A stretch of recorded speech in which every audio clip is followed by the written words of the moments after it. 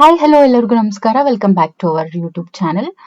ಯಾರೆಲ್ಲ ನಮ್ಮ ವಿಡಿಯೋವನ್ನ ನೋಡ್ತಾ ಇದ್ದೀರಾ ದಯವಿಟ್ಟು ಸಬ್ಸ್ಕ್ರೈಬ್ ಮಾಡಿ. ಸಬ್ಸ್ಕ್ರೈಬ್ ಮಾಡೋದ್ರ ಜೊತೆಗೆ ಒಂದು ಪ್ರೋತ್ಸಾಹವನ್ನ ನೀಡಿ ಅಂತ ಹೇಳ್ತಾ, ಮೊದಲನೇ ಪ್ರಶ್ನೆ, ಇದು ನಮ್ಮ ಪರಿಸರ ಈ ಒಂದು ಟಾಪಿಕ್ಗೆ ಸಂಬಂಧಿಸಿರುವಂತಹ ಟಾಪ್ MCQs ಆಗಿರುತ್ತೆ. ಮೊದಲನೇ ಪ್ರಶ್ನೆ, ಪ್ಲಾಸ್ಟಿಕ್ ಒಂದು ಪರಿಸರ ಮಾಲಿನ್ಯವನ್ನು ಉಂಟು ಮಾಡುವ ವಸ್ತು.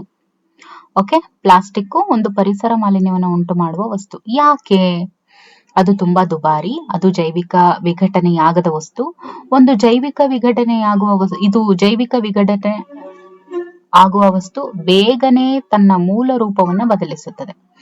ನೋಡಿ, ಇದು ತುಂಬಾ ದುಬಾರಿ ಅಂತ ಮಾಲಿನ್ಯ ಉಂಟು ಮಾಡೋಲ್ಲ. ಓಕೆ, ಇದು ವಿಘಟನೆ ಆಗುವಂತಹ ವಸ್ತು ಅಂತ ಇದೆ, ಆಯ್ತಾ? ಈ ರೀತಿ ಇದು ಮಾಲಿನ್ಯವನ್ನು ಉಂಟು ಮಾಡೋದಿಲ್ಲ. ವಿಘಟನೆ ಆದ್ರೆ ಒಳ್ಳೇದೇ ಅಲ್ವಾ? ಇನ್ನು ಬೇಗನೆ ತನ್ನ ಮೂಲವನ್ನ ರೂಪ ಬದಲಿಸಿದೆ, ಇದು ಕೂಡ ಇದು ಕೂಡ ಕಾರಣ ಅಲ್ಲ. ನೋಡಿ, ಇದು ಜೈವಿಕ ವಿಘಟನೆಯಾಗದ ವಸ್ತು ಆಗಿರೋದ್ರಿಂದ ಪರಿಸರ ಮಾಲಿನ್ಯವನ್ನು ಉಂಟು ಮಾಡುತ್ತೆ. ಎರಡನೇ ಪ್ರಶ್ನೆ, ಹುಲ್ಲು, ಮಿಡತೆ, ಕಪ್ಪೆ, ಹಾವು, ಹದ್ದು. ಒಂದು ಪ್ರದೇಶದ ಈ ಆಹಾರ ಸರಪಳಿಯಲ್ಲಿ ಯಾವುದೋ ಕಾರಣದಿಂದ ಅಲ್ಲಿನ ಮಿಡತೆಗಳೆಲ್ಲ ನಾಶ ಹೊಂದಿದ್ರೆ ಉಳಿದ ಯಾವುಗಳ ಸಂಖ್ಯೆ ಹೆಚ್ಚಾಗುತ್ತೆ ಅಂತ ಕೇಳಿದ್ದಾರೆ.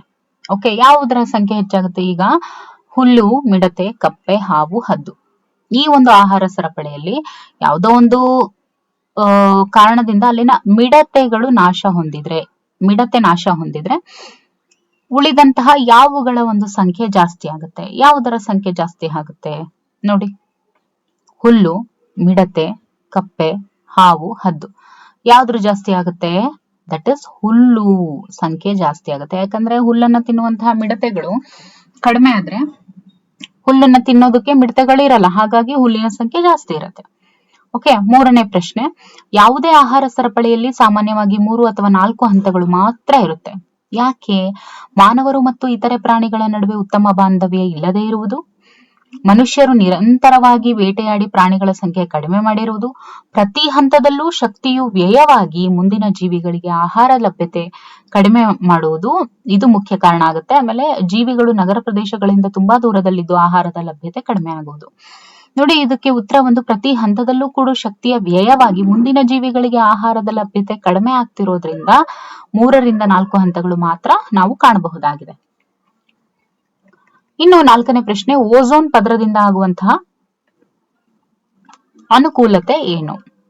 ಚರ್ಮದ ಕ್ಯಾನ್ಸರ್ ತಡೆಯುತ್ತೆ, ಹಾನಿಕಾರಕ ನೇರಳಾತೀತ ಕಿರಣಗಳನ್ನ ತಡೆಯುತ್ತೆ, ಭೂಮಿಗೆ ರಕ್ಷೆ ಕೊಡೆಯಂತೆ ಕಾರ್ಯನಿರ್ವಹಿಸುತ್ತೆ, ಮೇಲಿನ ಎಲ್ಲವೂ ಅಂತ ಇದೆ.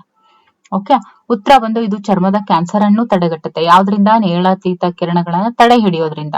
ಹಾಗಾಗಿ ಭೂಮಿಗೆ ರಕ್ಷಾ ಕೊಡೆಯಂತೆ ಇದು ಕಾರ್ಯನಿರ್ವಹಿಸೋದ್ರ ಕಾರಣ ಮೇಲಿನ ಎಲ್ಲವೂ ಕೂಡ ಅನ್ನುವಂಥದ್ದು ಸರಿಯಾದ ಉತ್ತರ. ಪರಿಸರದಲ್ಲಿ ಶಕ್ತಿಯ ಹರಿವು ಯಾವಾಗಲೂ ಈ ದಿಕ್ಕಿನಲ್ಲಿ ಇರುತ್ತೆ. ನೋಡಿ, ಪರಿಸರದಲ್ಲಿ ಯಾವಾಗ್ಲೂ ಶಕ್ತಿಯ ಹರಿವು ಏನಿದೆ ಪರಿಸರದಲ್ಲಿ ಅದು ಯಾವಾಗ್ಲೂ ಏಕಮುಖವಾಗಿ ಇರುವಂತದ್ದು, ಚಕ್ರೀಯವಾಗಿ ಪರಿವರ್ತನೆ ಆಗುತ್ತೆ ಎಲ್ಲವೂ, ಇದೆಲ್ಲ ಅಲ್ಲ.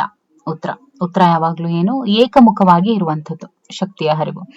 CFC ಯಲ್ಲಿನ ಈ ರಾಸಾಯನಿಕ ವಸ್ತು ಓಝೋನ್ ಪದರಿಗೆ ಹಾನಿಯನ್ನು ಉಂಟು ಮಾಡುತ್ತೆ. ಫ್ಲೋರಿನ್, ಕಾರ್ಬನ್, ಕ್ಲೋರಿನ್ ಎಲ್ಲವೂ.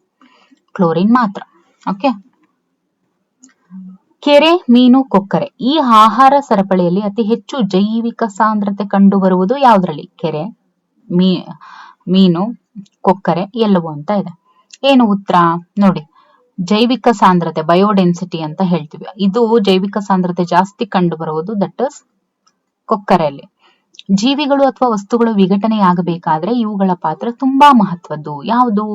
ವೈರಸ್, ಶೈವಲ, ಬ್ಯಾಕ್ಟೀರಿಯಾ ಮತ್ತು ಪೂತಿ ಜೀವಿಗಳು, ಎಲ್ಲಾ ಏಕಕೋಶ ಜೀವಿಗಳು ಮತ್ತು ಎರೆಹುಳು ಅಂತ ಇದೆ. ಉತ್ತರ ಏನು?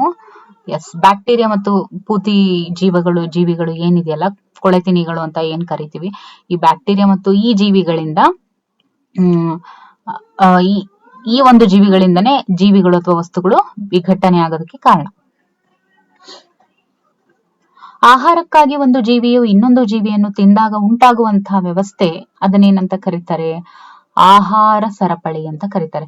ನೋಡಿ, ಆಹಾರಕ್ಕೋಸ್ಕರ ಒಂದು ಜೀವಿ ಇನ್ನೊಂದು ಜೀವಿಯನ್ನ ತಿಂದು ಬದುಕುವಂತಹ ವ್ಯವಸ್ಥೆ ಆಹಾರ ಸರಪಳಿ ಆಗಿರುತ್ತೆ. ಒಂದು ಜೀವಿಯನ್ನು ಇನ್ನೊಂದು ಜೀವಿ ತಿಂದಾಗ ಅದಕ್ಕೆ ದೊರೆಯುವಂತಹ ಶಕ್ತಿಯ ಶೇಕಡ ಪ್ರಮಾಣ ಎಷ್ಟಾಗಿರುತ್ತೆ?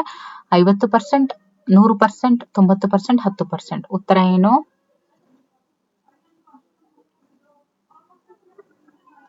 ನೋಡಿ, ಒಂದು ಜೀವಿಯನ್ನ ಇನ್ನೊಂದು ಜೀವಿ ತಿಂದಾಗ ಅದಕ್ಕೆ ದೊರೆಯುವ ಶಕ್ತಿಯ ಶೇಕಡ ಪ್ರಮಾಣ ಎಷ್ಟಾಗಿರುತ್ತೆ? ಈ ಒಂದು ಪ್ರಶ್ನೆಗೆ ನಿಮ್ಮ ಉತ್ತರವನ್ನ ಕಮೆಂಟ್ ಮಾಡಿ.